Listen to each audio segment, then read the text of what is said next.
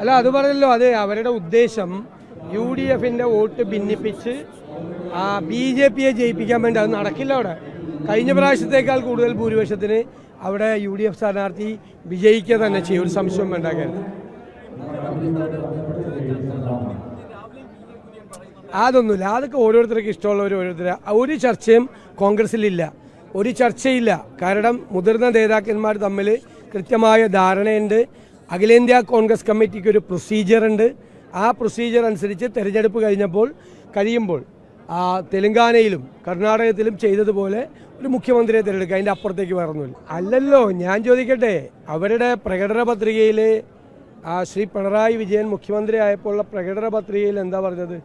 മദ്യത്തിൻ്റെ ലഭ്യത കുറയ്ക്കും എന്ന് ഉറപ്പ് പറഞ്ഞു. എന്നിട്ട് 29 ബാർ ഉണ്ടായിരുന്ന സ്ഥലത്ത് 1000 ബാറാക്കി കൊടുത്ത ആളാണ് പിണറായി വിജയൻ. ഞങ്ങളെ പഠിപ്പിക്കാൻ വരില്ലേ? അതാണ് ഞങ്ങൾക്ക് പറയാല്ലേ, ഞങ്ങളെ പഠിപ്പിക്കാൻ വരില്ലേ? പ്രകടന പത്രികയിൽ മദ്യത്തിൻ്റെ ലഭ്യത കുറയ്ക്കും എന്ന് പ്രകടന പത്രികയിൽ 2016 എഴുതി വെച്ചിട്ട് അധികാരത്തിൽ വന്നപ്പോൾ 29 ബാർ ഉണ്ടായിരുന്നത് 1000 ബാറാക്കിയ നേതാവാണ് പിണറായി വിജയൻ. മനസ്സിലായല്ലോ? അപ്പോൾ അദ്ദേഹം ഞങ്ങളെക്കുറിച്ച് മദ്യനയത്തെക്കുറിച്ച് പഠിപ്പിക്കാൻ വരണ്ട.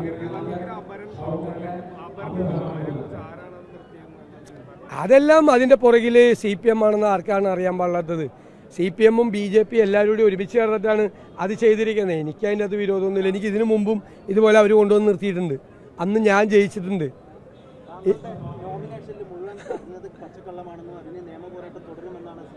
അപ്പോൾ ഞാൻ പറഞ്ഞേക്കണ അവർ പറഞ്ഞിരിക്കുന്ന ആരോപണം എന്തൊക്കെയാണെന്ന് അറിയാം. ഒന്ന്, ഞാൻ അഭിഭാഷകനാണ്, എൻ്റെ വരുമാനം അതിൻ്റെ അത് രേഖപ്പെടുത്തിയിട്ടില്ല. ഞാൻ 25 വർഷമായി പ്രാക്ടീസ് ചെയ്തിട്ട് പിന്നെ എങ്ങനെയാണ് ഞാൻ വരുമാനം രേഖപ്പെടുത്തുന്നത്? എന്തൊരു വിഡ്ഢിത്തം നിറഞ്ഞ ഒബ്ജക്ഷനാണ്. കേൾക്ക്. 1. 2, ഞാൻ എൻ്റെ വണ്ടിക്ക് ഫൈൻ അടിച്ചു, അത് ഞാൻ അടച്ചിട്ടില്ല. എൻ്റെ വണ്ടിക്ക് ഒരു ബാധ്യതയില്ലെന്ന് ടൂറിസം ഡയറക്ടറാണ് എൻ്റെ ഓണർ. അദ്ദേഹം എനിക്ക് NOC തന്നിട്ടുണ്ട്. NOC ഞാൻ ഹാജരാക്കിയിട്ടുണ്ട്. 2022 എനിക്ക് പുതിയ വണ്ടി തന്നത്. പഴയ വണ്ടി എന്നിട്ട് ടൂറിസം ഏറ്റെടുത്തു. ആ പഴയ വണ്ടി ടൂറിസത്തിൻ്റെ ഇരിക്കുമ്പോൾ 2023 ആ വണ്ടിക്ക് ഫൈൻ അടിച്ചതിന് ഞാൻ എന്തിനാണ് ഫൈൻ കൊടുക്കണത്? അതാണ് അബദ്ധമാണ് ഇവർ പറഞ്ഞിരിക്കുന്ന പരാതി. അത് അതുപോലെ തന്നെ തള്ളിക്കളഞ്ഞത്. പിന്നെ സ്വർണത്തിൻ്റെ വില ഞാൻ കാണിച്ചില്ല എന്ന്. ഞാൻ സ്വർണ്ണം എത്ര പവനുണ്ടെന്ന് കാണിച്ചിട്ടുണ്ട്. സ്വർണത്തിൻ്റെ പർച്ചേസ് വാല്യൂവും കൊടുത്തിട്ടുണ്ട്.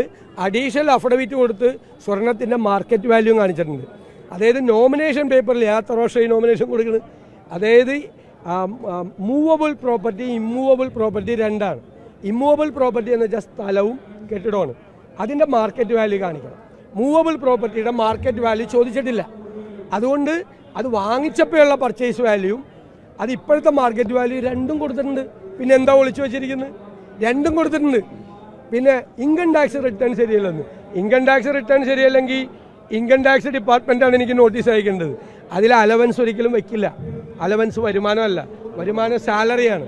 ഇൻകം ടാക്സ് ആക്റ്റാണത്. ഇൻകം ടാക്സ് ആക്ട് അനുസരിച്ചിട്ടല്ലേ നമ്മൾ ഇത് കൊടുക്കുന്നത്, ഇൻകം ടാക്സ്. ഇതുപോലെ അബദ്ധങ്ങൾ നിറഞ്ഞ കുറേ കാരണം അവർ തന്നെ വന്ന് പറഞ്ഞു. റിട്ടേണിംഗ് ഓഫീസർ അത് നമുക്ക് മറുപടി പറയാൻ വേണ്ടിയിട്ടൊരു സമയം വെച്ചു. ആ സമയത്ത് എല്ലാവരും കൂടി VD സതീശൻ്റെ പത്രിക തള്ളുമോ എന്നൊക്കെ പറഞ്ഞ് ചർച്ചയാക്കി. അത് നമ്മൾ മറുപടി കൊടുത്തപ്പോൾ അപ്പം തന്നെ ആ നോമിനേഷൻ സ്വീകരിച്ചു. അതിൻ്റെ അകത്ത് നിങ്ങൾ ചോദിക്കും, ഈ 4 കാര്യത്തിൽ എന്തെങ്കിലും കാര്യത്തിന് ഒരു അടിസ്ഥാനമുണ്ടോ? എല്ലാത്തിൻ്റെയും ഡോക്യുമെൻ്റ് ഉള്ളതല്ലേ. ഏത് കാര്യത്തിനാണ് ഞാൻ എത്രാമത്തെ പ്രാവശ്യം നോമിനേഷൻ കൊടുക്കുന്നത്? എനിക്കായിരിക്കും. എൻ്റെ പ്രോപ്പർട്ടി നോക്ക്, എൻ്റെ അൻസെസ്ട്രൽ പ്രോപ്പർട്ടിയാണ് എനിക്കും എൻ്റെ ഭാര്യയ്ക്കും ഉള്ളത്. തലമുറയായിട്ട് വന്ന പ്രോപ്പർട്ടിയാണ് കൂടുതലുള്ളത്. അദ്ദേഹത്തിനുള്ള പത്രം ഉണ്ടാവില്ല, അതിനെന്താ തെറ്റ്? എന്നേക്കാൾ കൂടുതൽ ആസ്തിയുള്ള ആളുകൾ എത്ര പേര് CPMലുണ്ട്? അല്ലാതെ മുഖ്യമന്ത്രിയുടെ സ്വത്ത് അദ്ദേഹം മുഖ്യമന്ത്രിയായിട്ട് ഉണ്ടാക്കിയ സ്വത്തും എൻ്റെ സ്വത്ത് ഞാൻ പ്രതിപക്ഷ നേതാവാക്കി ഉണ്ടാക്കിയ സ്വത്തും അല്ലല്ലോ. അത് BJPയുടെ പ്രചരണം എങ്ങോട്ടാ പോകണമെന്ന് അവർക്ക് തന്നെ അറിയാൻ പാടില്ല. അവരെന്താ പറയണമെന്ന് അവർക്ക് തന്നെ അറിയാൻ പാടില്ല. അവർ മത്സരിക്കുന്ന പോലും ഇല്ല. ശരിക്കും അവർ CPMമായിട്ടുള്ള ധാരണയിലാണ്.